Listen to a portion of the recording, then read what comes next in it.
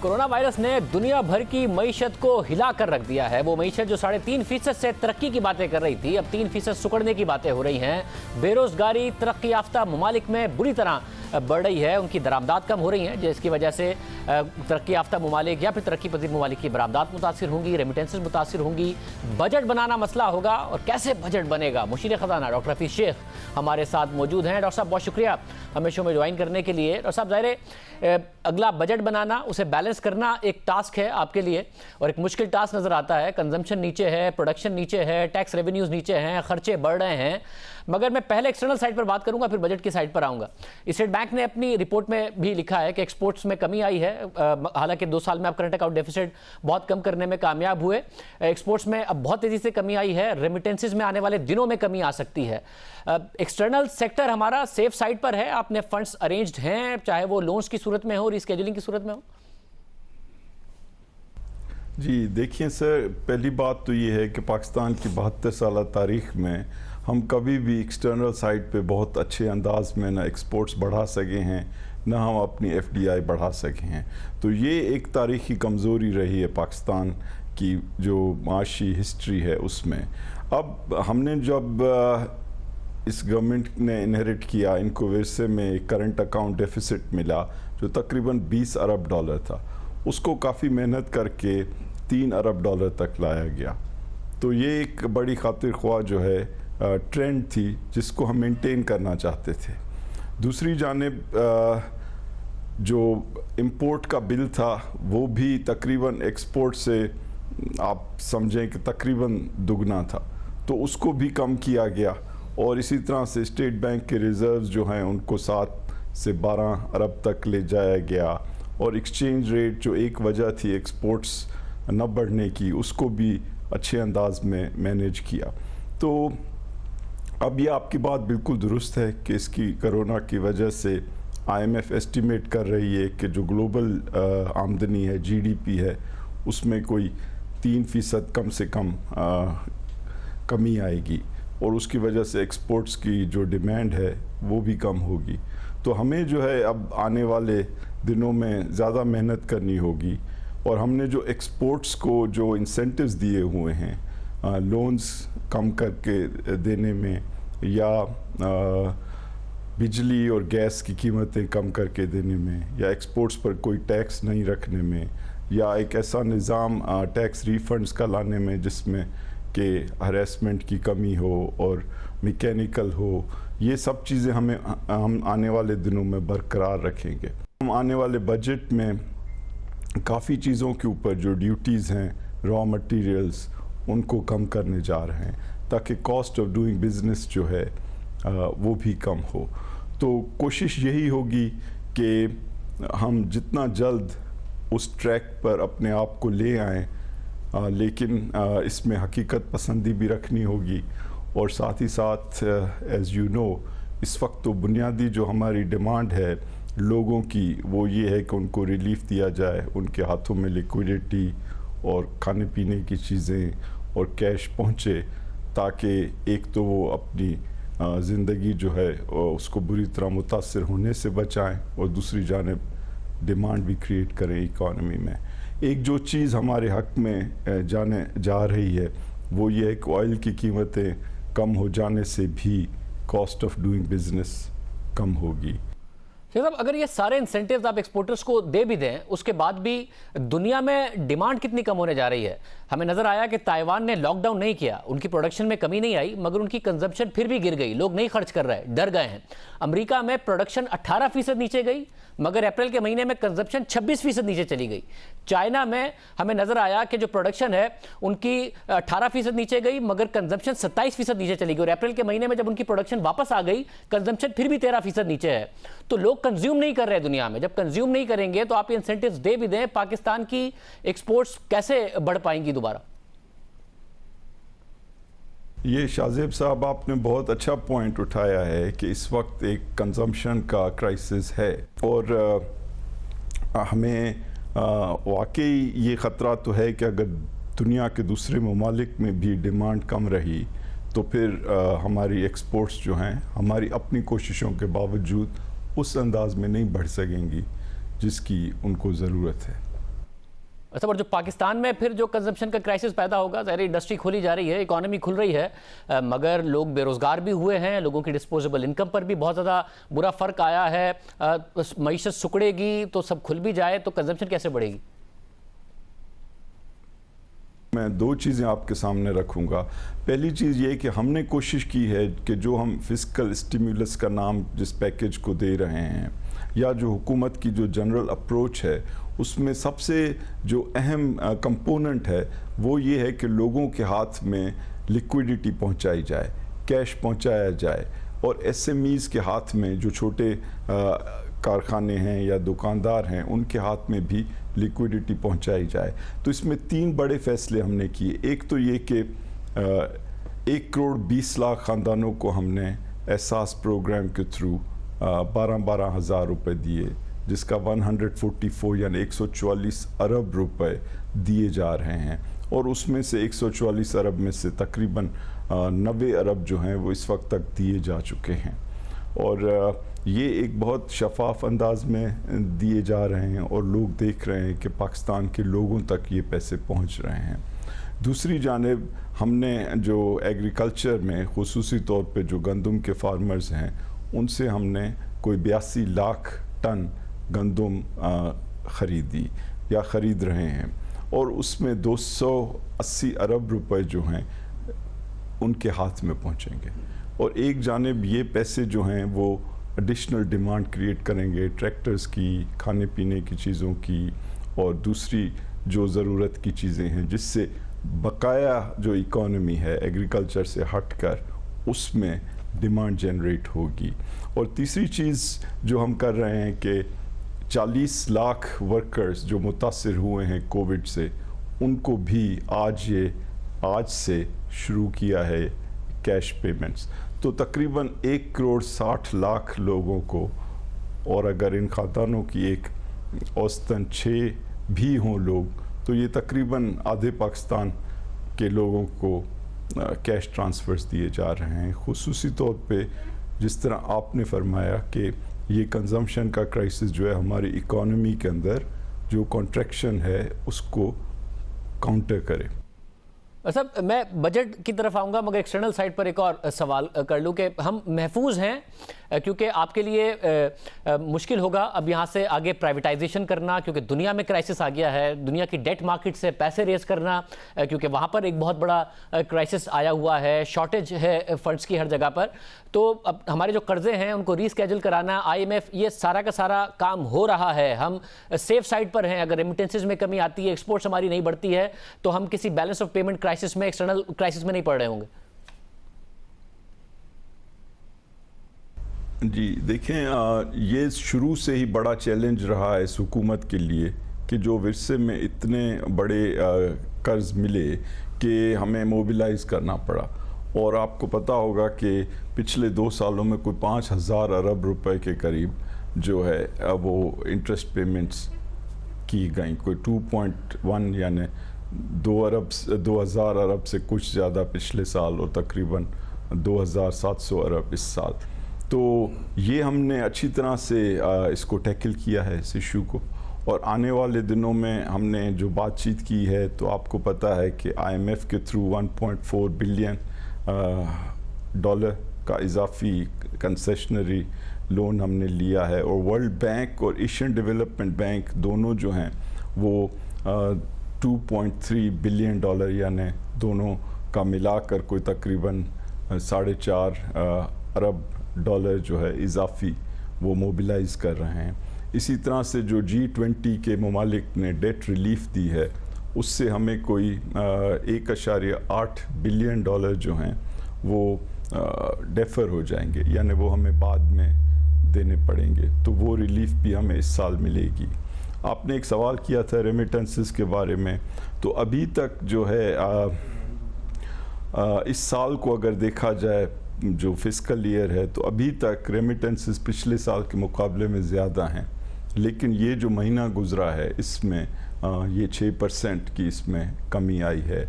और जिस अंदाज से गल्फ़ के ममालिक मुतासिर हुए हैं और UK और USA मुतासिर हुए हैं, जहाँ पे हमारे जो ओवरसीज़ पाकिस्तानी हैं, تو یہ بالکل آپ کی بات درست ہے کہ اس میں کمی آئے گی، لیکن سارا ماحول اتنا انسرٹن ہے کہ ان نمبرز کے اوپر کوئی حتمی دعوے سے بات نہیں کر سکتا۔ صاحب بجٹ کی طرف آتے ہیں، بجٹ آپ بنانے جا رہے ہیں، بیلنس کیسے ہوگا؟ آئی ایم ایف کے پروگرام میں آپ پیسے پرنٹ کر نہیں سکتے، ٹیکس ریونیو کا میسو شارٹ فال ہے، 5,500 ارب ٹارگٹ کیا تھا، 4,000 ارب بھی لگ رہا ہے کہ نہیں ہو پائے گا، 9% سے اوپر آپ نے خود نے بھی کہا ایک انٹرویو میں کہ فسکل ڈیفیسٹ ہمارا جا سکتا ہے، 10% سے اوپر کچھ معاشی تجزیہ کار کہہ رہے ہیں۔ ایسے سینیریو میں جب معیشت سکڑ رہی ہوگی، آپ خود کہہ رہے ہیں کہ ڈیوٹیز پر انڈسٹری کو اور انسینٹیوز دیں گے، جب آپ کو ریونیو سائیڈ نہیں نظر آ رہا کہ اس میں امپروومنٹ آئے گی، خرچے آپ کے زیادہ ہوں گے، بجٹ کیسے بیلنس کریں گے اگلا؟ بہت ہی ریلیونٹ سوال ہے۔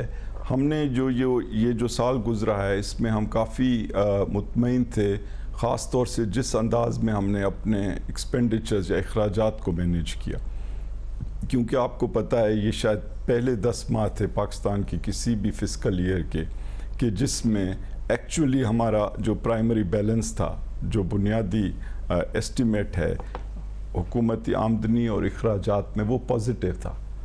یہ پرائمری بیلنس اس لیے پازیٹیو تھا کہ ہم نے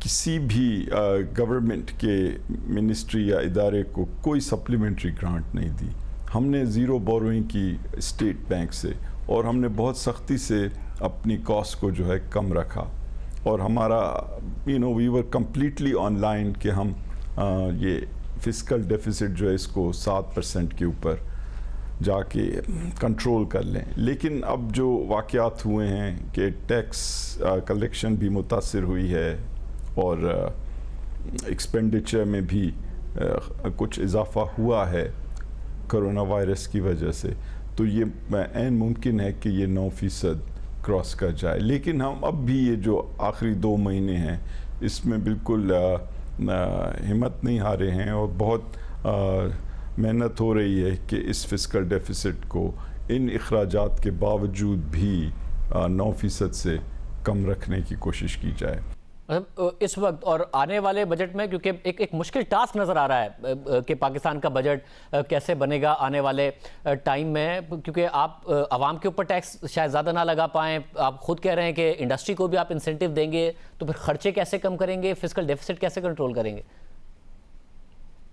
آنے والے سال میں ہمیں ایک ایسی حکمت کی پالیسی اڈاپٹ کرنی ہوگی کہ ہم سمارٹ انداز میں اپنے ایکسپینڈیچرز کو کنٹرول کریں، اور ہم اب بھی کوشش کر رہے ہیں کہ کوئی بھی اسٹیپ نہیں چھوڑی جائے ایکسپینڈیچرز کو کم کرنے کی۔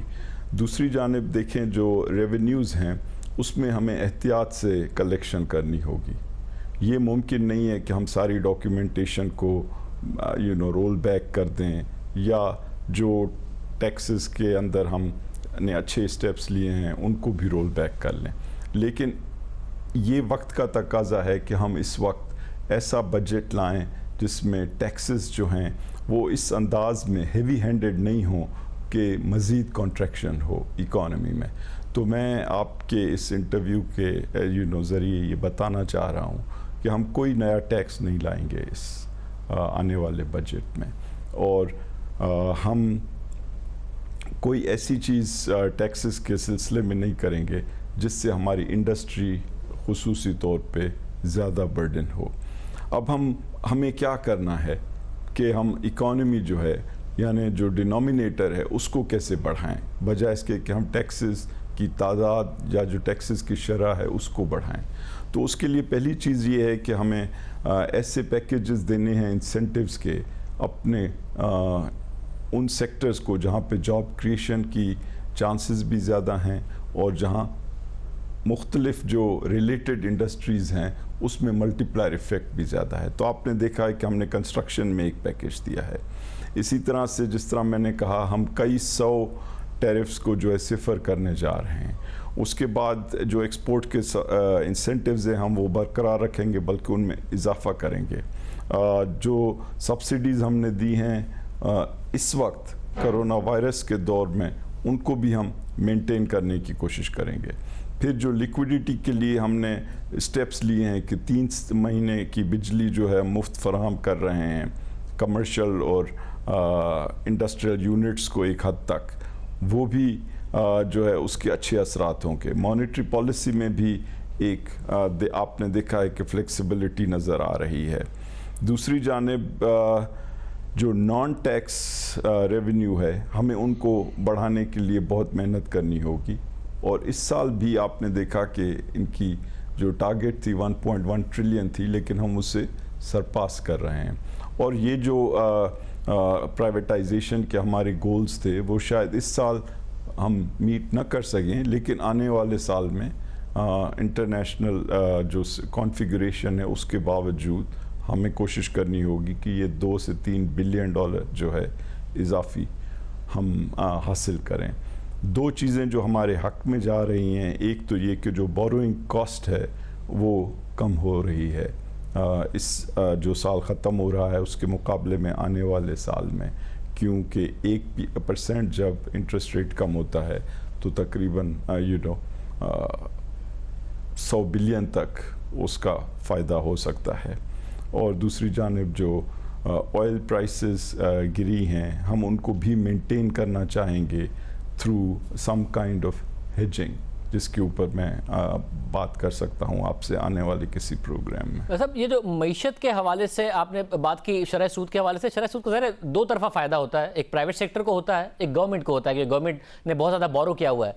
पाकिस्तान के केस में अनफॉर्चुनेटली ये हुआ है कि गवर्नमेंट को ज़्यादा फ़ायदा होता है क्योंकि बैंक्स प्राइवेट सेक्टर को कम दे रहे होते हैं। अगर उनकी बैलेंस शीट भी देखें तो over the years government securities में उनकी इन्वेस्टमेंट बढ़ती गई है, प्राइवेट सेक्टर को एडवांसेज में उस तरीके से इजाफा नहीं हुआ है।